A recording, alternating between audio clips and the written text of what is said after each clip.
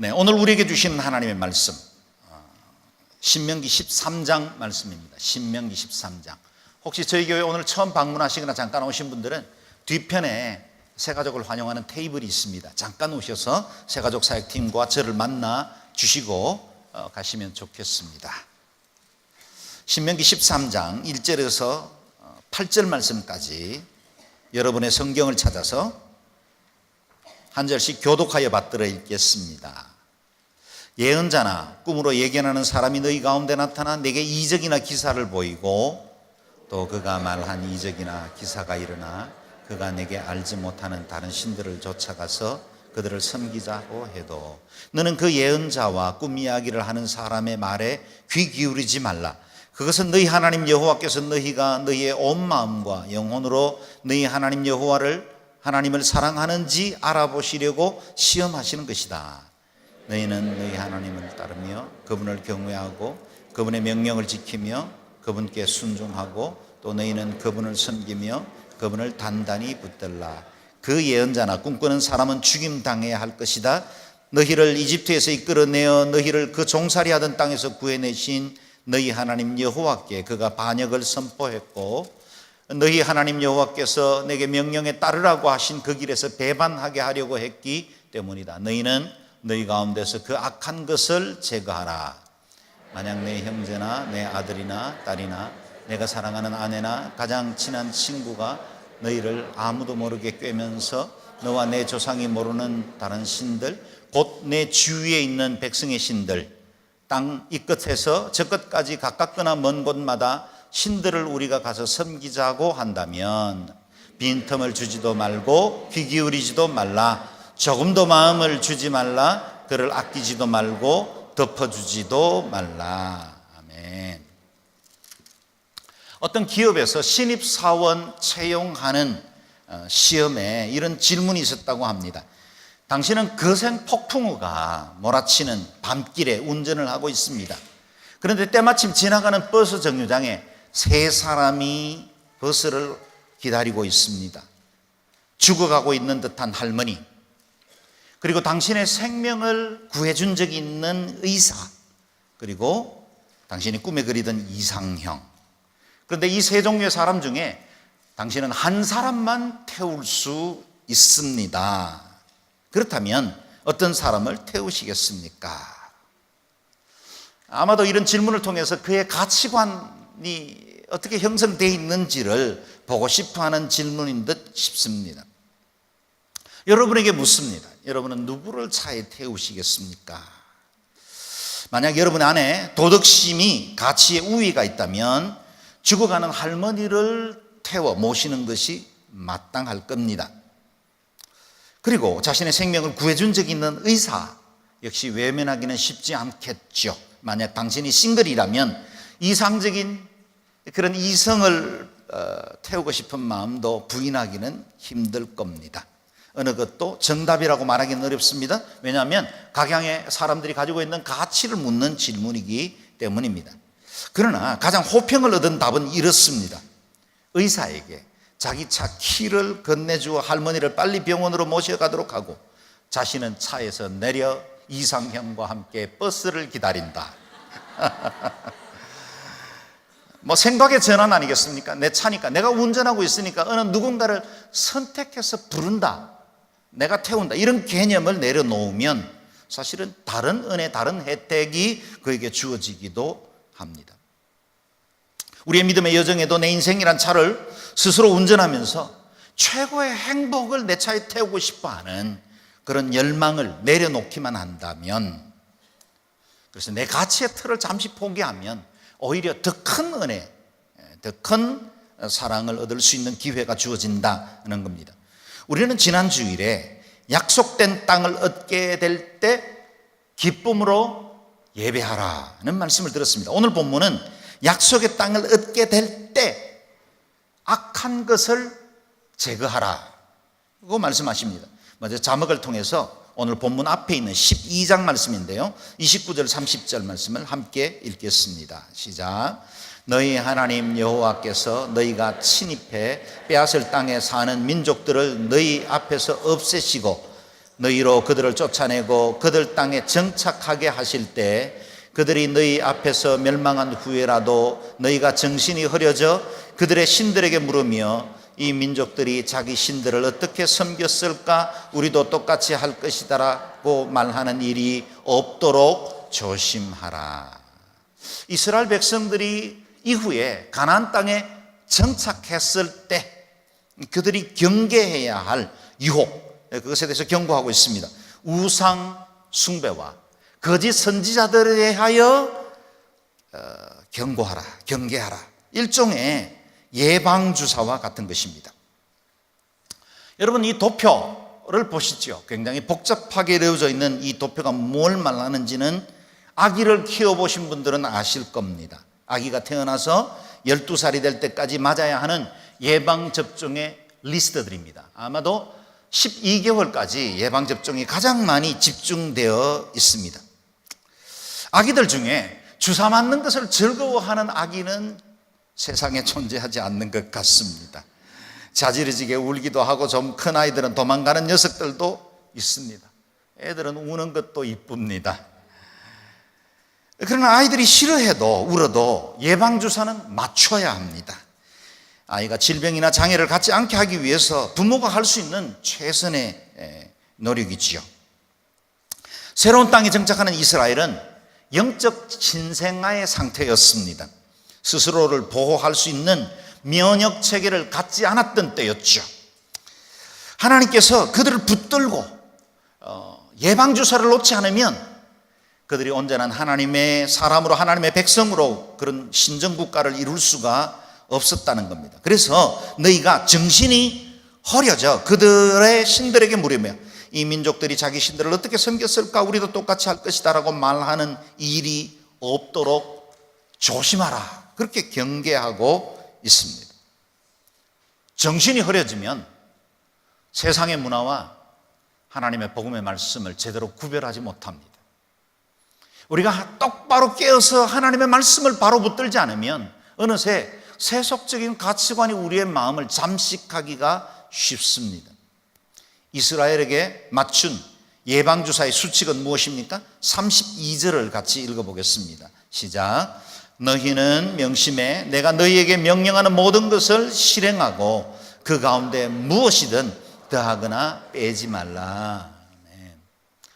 예방접종의 수많은 리스트를 보셨는데 거기에는 하나도 의미 없는 예방주사가 없습니다. 혹 하나라도 빠뜨리면 아기의 건강과 생명에 위험을 줄 만한 일들이 있기 때문에 예방주사로 미리 아기를 보호하는 것입니다. 저와 여러분이 지금 예배하고 있는 이 예배 시간은 영적 항체를 키우는 시간입니다. 하나님 말씀 앞에 자신을 돌아보아 악한 것을 제거하고 내 안에 거룩의 능력을 개발하고 더욱더 마음을 새롭게 함으로 하나님의 뜻대로 살기로 결단하는 우리의 항체를 키우는 시간들이다라는 겁니다. 오늘 예방접종은 거짓 선지자들에 대한 말씀으로 집중되어 있습니다. 1절에서 3절 말씀을 같이 읽어보겠습니다. 시작. 예언자나 꿈으로 예견하는 사람이 너희 가운데 나타나 내게 이적이나 기사를 보이고 또 그가 말한 이적이나 기사가 일어나 그가 네가 알지 못하는 다른 신들을 쫓아가서 그들을 섬기자고 해도 너는 그 예언자나 꿈 이야기를 하는 사람의 말에 귀 기울이지 말라. 그것은 너희 하나님 여호와께서 너희가 너희의 온 마음과 영혼으로 너희 하나님을 사랑하는지 알아보시려고 시험하는 것이다. 앞에 나와 있는 12장은 외부로부터 주어지는 유혹, 우상 숭배에 대한 예방접종이라면 오늘 본문에 나오는 13장은 이스라엘 백성들 가운데 일어나는 내면의 위기, 곧 거짓 선지자나 이단 사설들에 의해서 너희들의 믿음이 훼손받지 않도록 주의하라는 예방주사인 겁니다. 자칭 예언자, 꿈으로 예견한다는 사람들이 너희 가운데 나타날 것이다 그랬습니다. 그리고 그들도 이적이나 기사를 일으킬 것이다. 여러분, 기독교 안에만 기적이 있는 게 아닙니다. 세상에도, 그리고 우리가 과거에 믿던 민간신앙 안에도 병들이 치유받기도 하고 또는 귀신이 귀신을 쫓아내는 일들도 있고 여러 가지 영적 사건들을 경험하기도 합니다. 점쟁이들, 때로는 귀신같이 알아맞히기도 합니다. 귀신의 힘을 힘입어 하니까요, 그런 일이 있을 수 있죠. 나만 아는 과거를 알아맞히기도 하고 생각지도 못했던 미래를 예언해 주기도 합니다.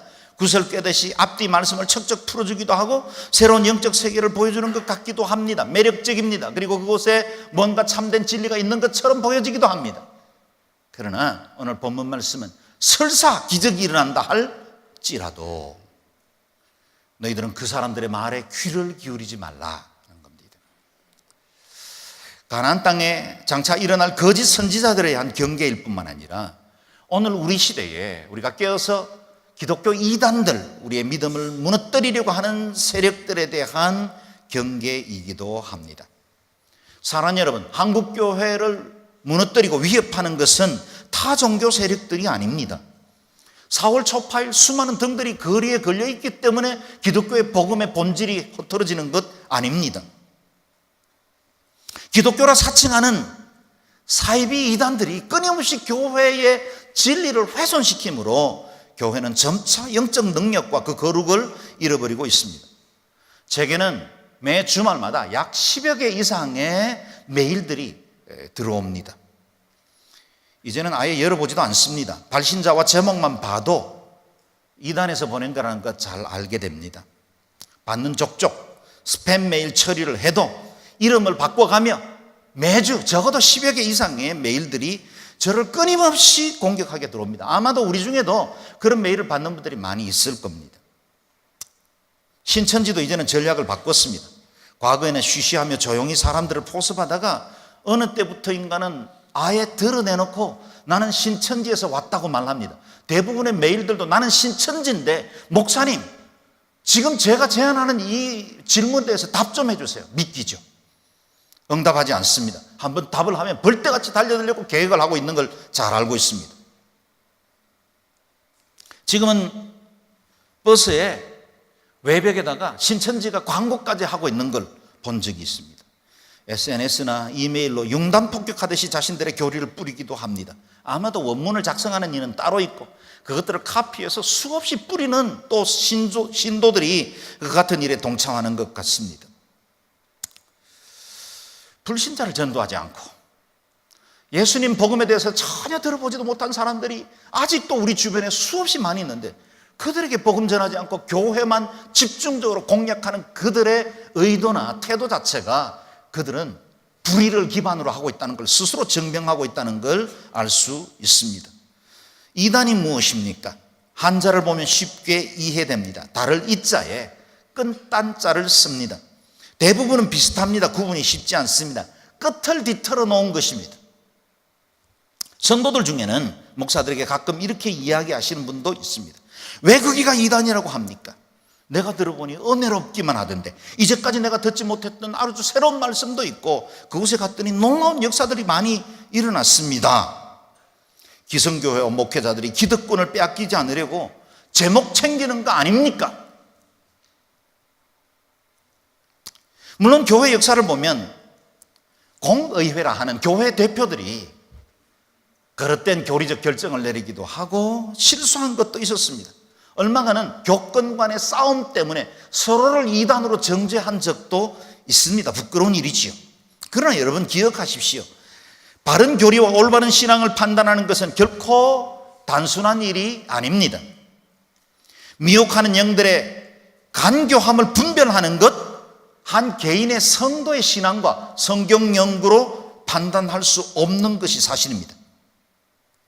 물론 이단에 빠진 분들 중에 대부분의 경우가 전통교회의 그 형식주의나 매너리즘 그리고 권위주의 그것에 실증이 났거나 교회 지도자들에 의해서 상처를 받기도 하고 또 교회 내에 있는 어떤 불의함이나 이런 것들 때문에 마음이 어려워서 그런 이단에 빠지는 경우들이 적지 않습니다. 교회를 앞서서 섬기는 목사로서는 정말 죄송하고 안타까운 마음 큽니다. 선생된 자들이 먼저 심판을 받을 것이라는 야고보 선생님의 경고에 늘 두려운 마음을 갖고 있습니다. 그럼에도 불구하고 사랑하는 여러분, 너무나 위험한 도박, 나의 영혼과 영생이 걸린 문제를 여러분 개인의 판단으로 결정하려고 하지 마십시오. 지난 2000년의 교회는 때로는 넘어지기도 하고 때로는 실수하기도 했습니다. 교회가 때로 타락하기도 했어요. 교권에 의해서 교회의 순수한 복음과 진리가 훼손당하기도 했습니다. 그러나 그럴 때마다 하나님은 때로는 수도원 운동을 일으키시기도 하시고 때로는 종교개혁자를 일으키시기도 하시고 또는 경건한 무리들을 통해서 하나님의 복음의 진리를 지켜오셨습니다. 그리고 그 500년의 종교개혁의 전통에 따라서 지금 여러분과 제가 속해 있는 이 교회의 모델이 만들어진 것입니다. 교회는 하나님께 속해 있습니다. 예수 그리스도가 주인이십니다. 여전히 교회를 새롭게 하시는 성령님이 우리 교회를 다스리고 정결케 하시고 새롭게 하고 계십니다. 그러므로 때로는 부족하고 때로는 허물이 있고 때로는 마음 아픈 일들 보신다 할지라도 교회의 그 믿음의 공동체가 가지고 있는 복음의 진리를 신뢰하십시오. 그리고 이 모든 것을 통해 하나님은 우리의 믿음을 더욱더 온전케 하신다는 사실입니다. 3절 말씀 다시 읽어볼까요? 시작. 너는 그 예언자나 꿈 이야기를 하는 사람의 말에 귀 기울이지 말라. 그것은 너희 하나님 여호와께서 너희가 너희의 온 마음과 영혼으로 너희 하나님을 사랑하는지 알아보시려고 시험하시는 것이다. 아멘. 우리 주변에 이런 미혹들이 계속되는 것, 그럴싸한 거짓 진리들이 믿음의 사람들을 넘어뜨리려고 하는 건 하나님께서 우리의 참된 사랑을 테스트하는 것 중에 하나다라고 말씀하고 있습니다. 나는 오랜 지병으로 고통받고 내가 기도하고 있지만 기도가 외면당하는 것 같은 느낌을 가졌는데 어느 한 곳에서 병도 치유받고 기적도 일어났다는 이야기를 들으면 마음 흔들리는 것 자연스러운 일일 겁니다. 그러나 그때 하나님 우리에게 물으십니다. 너는 병을 고치거나 네가 필요한 어떤 그 기도의 제목이 응답되는 것보다 나를 더 사랑하느냐? 그걸 물으시는 거예요. 그것은 하나님의 사랑의 테스트입니다. 은사나 예언, 신비한 체험들 다 중요하지만 설사 내게 그런 역사가 일어나지 않는다 할지라도 나는 하나님 한 분만 사랑합니다. 그 고백이 가능한지를 물으신다는 겁니다. 오늘 말씀에 따라 주님의 이름으로 여러분에게 이렇게 묻고 싶습니다. 여러분, 온 마음과 영혼으로 우리 하나님 한 분만 사랑하기로 작정하십니까? 아멘. 아멘. 우리 일평생 저와 여러분의 고백이 되시기를 주의 이름으로 축원합니다. 그렇다면 우리가 해야 할 일이 있습니다. 바로 우리 가운데 공존하는 설거머니 우리의 심령과 영혼을 좀먹고 있는 악을 제거해야 한다라고 말씀하고 있습니다. 4절 말씀은 오늘 말씀의 결론부에서 묵상하기로 하고 먼저 5절 말씀을 같이 읽겠습니다. 시작. 그 예언자나 꿈꾸는 사람은 죽임당해야 할 것이다. 너희를 이집트에서 이끌어내어 너희를 그 종살이 하던 땅에서 구해내신 너희 하나님 여호와께 그가 반역을 선포했고 너희 하나님 여호와께서 내게 명령에 따르라고 하신 그 길에서 배반하게 하려고 했기 때문이다. 너희는 너희 가운데서 그 악한 것을 제거하라. 아멘. 하나님의 말씀은 단호합니다. 그 예언자나 꿈꾸는 사람, 거짓 선지자들 죽임당해야 한다 그랬습니다. 물론 오늘날 종교적인 차이로 인해서 어느 누군가를 해치거나 인위적으로 사람이 그것을 심판하려고 해서는 안 됩니다. 지금도 이슬람 세계에서는 실정법보다 종교적인 법인 샤리아법을 더 상위법으로 보고 타종교로 개종한 가족을 살해하는 명예살인 같은 것도 자행되는 것이 사실입니다. 그것을 국가적으로 이루어야 된다고 말하는 것이 IS 같은 악한 집단도 있습니다. 오늘 본문 말씀도 보면 마치 그런 것과 비슷한 같은 맥락을 가진 것 같이 보이지만 그렇게 문자적으로 적용하는 것은 옳지 않습니다. 신명기 배경에 주목해 볼 필요가 있죠. 이스라엘은 430년간 이집트에 종살이했습니다. 국가나 제도, 시스템, 자신들을 사회를 지탱해 줄 수 있는 법률을 갖지 못하던 때였습니다. 우리가 알고 있는 모세 오경의 10계명, 여러 사회법 그리고 형법, 민법들도 이스라엘 백성들이 출애굽한 이후에 시내산, 시내 광야에서 받은 것입니다. 오랫동안 법 없이 이집트라는 그들을 지배하는 자들의 세력에 의해서 살던 사람들입니다. 그뿐 아니라 400년 이후에 40년 동안 광야에서 뜨돌이로 살았습니다. 그러던 그가 이제는 정착해서 새로운 국가를 형성해야 했습니다. 아직은 신생아와 같은 것이죠. 그리고 그들이 국가를 세워야 하는 가나안은 우상 종교의 세균이 득실거리는 곳이었습니다. 강력하고 철저한 예방접종이 필요했습니다. 그래서 주님은 도전하시죠. 너희는 너희 가운데서 그 악한 것을 제거하라. 거짓 선지자들에 대한 단호한 태도를 가지라고 하십니다. 이렇게 강한 명령을 주신 이유가 무엇입니까? 그들이 미혹하여 넘어지게 하는 것은 곧 하나님께 대한 반역이다. 원문 그대로 다시 한번 읽어볼까요? 읽습니다. 시작. 너희를 이집트에서 이끌어내어 너희를 그 종살이 하던 땅에서 구해내신 너희 하나님 여호와께 그가 반역을 선포했고 너희 하나님 여호와께서 내게 명령에 따르라고 하신 그 길에서 배반하게 하려고 했기 때문이다. 이단과 거짓 사이비 사설을 퍼뜨리는 건 하나님께 반역하는 것이다. 우리를 구원하신 하나님께 반역하는 것이고 우리를 선하게 이끌어 주신 그 주님을 배반하게 하는 것이다 라는 겁니다. 우리 성도님들 중에는 농사 짓는 분들도 있고 텃밭을 가꾸거나 정원을 관리하는 분들이 많이 계십니다. 봄이 되면 우리가 보고 있는 대로 이 아름다운 실록의 대자연의 그 충만한 그 놀라운 경이로움들이 가득하지만 동시에 잡초와의 전쟁이 시작되었습니다. 우리가 원하는 채소와 곡식은 적당한 때 물도 주고 비료도 주고 때로는 농약까지 쳐줘야 겨우 우리가 원하는 소출물을 얻는데 잡초는 씨 뿌린 적도 없고 가꾼 적도 없는데 어느새 온 정원을 망치게 하기도 하고 때로는 우리의 농작물이 섭취해야 할 모든 영양가들을 다 빼앗아 가버리기도 합니다. 정원에 클로버가 뿌리를 내리기 시작하면 걷잡을 수 없이 퍼져간다는 이야기도 들은 적이 있습니다. 그렇습니다. 우리의 영성의 정원도 비슷합니다. 우리가 참으로 원하는 믿음의 결실을 얻는 것은 수많은 헌신과 수고, 믿음의 결단들이 필요합니다. 그러나 세속화는 순식간에 노력하지 않아도 어느새 내 인생의 정원을 완전히 망쳐버릴 만한 일들이 벌어지곤 한다는 겁니다. 바다에서 양식업을 하는 분들도 불가사리와 해파리 때문에 너무 어렵다 그런 고백을 종종 뉴스를 통해서 봅니다. 가끔씩 이 주변을 산책하다가 아름답게 잘 단장된 정원을 보면서 옛날에는 참 아름답다 그 정도의 생각만 했습니다. 그러나 요즘은 얼마나 고생이 많으셨을까 그런 생각도 합니다. 2년 반 양지온누리교회 목회한 보람입니다. 이제는 그걸 알겠어요. 보통 수고하지 않고는 아름다운 정원을 가꿀 수가 없습니다. 우리의 영성도 해치려는 그 수많은 이단 사설과 사이비 교리라는 잡초를 뽑아내야만 우리가 온전한 그리스도인으로 성장할 수 있습니다. 우리의 믿음을 위협하는 안팎의 도전에 대해서 적당히 대해서도 안 되고 타협해서도 안 됩니다. 심지어 가까이 내가 사랑하는 가족들이 그와 같이 우리에게 요구한다 하더라도 단호하라. 그것이 6절에서 8절 말씀입니다. 읽어보겠습니다.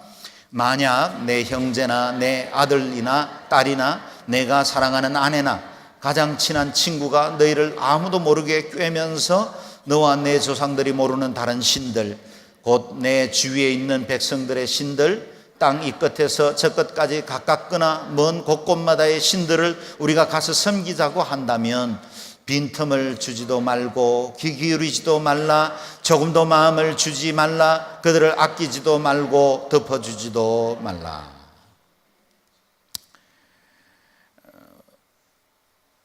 우리의 믿음의 위협이 우리가 전혀 알지 못하는 어떤 사람들에게서 주어지지 않는다는 거예요. 길거리에서 전도하는 사람이 자신들의 종교 이단 사설을 전하면 우리는 쉽게 거절할 수 있습니다.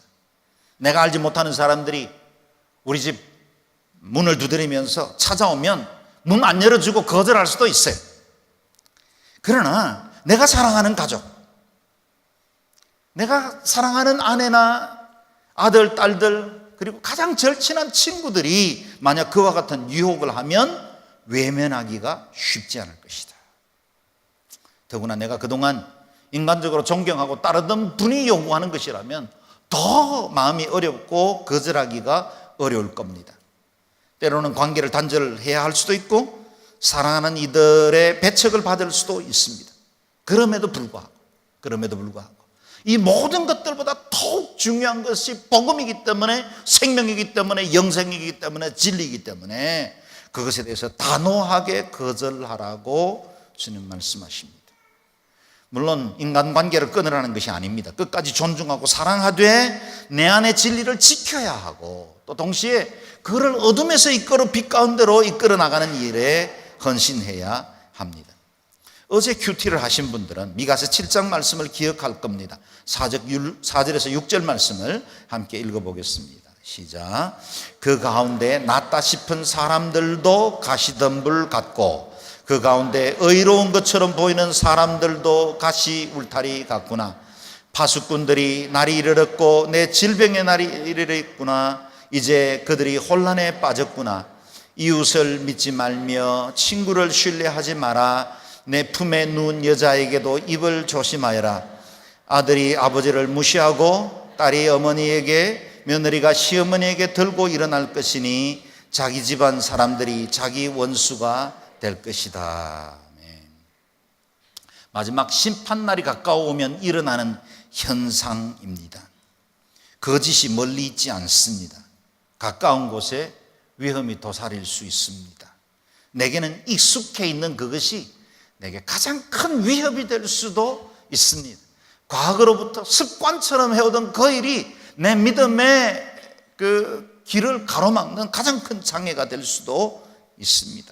그렇기 때문에 진리에 대해서는 단호하고 믿음을 단단히 붙들어야 합니다. 그래서 예수님께서 우리에게 주신 말씀이 마태복음 10장에 나와 있죠. 읽어보겠습니다. 사람이 원수가 자기 집안 식구리라.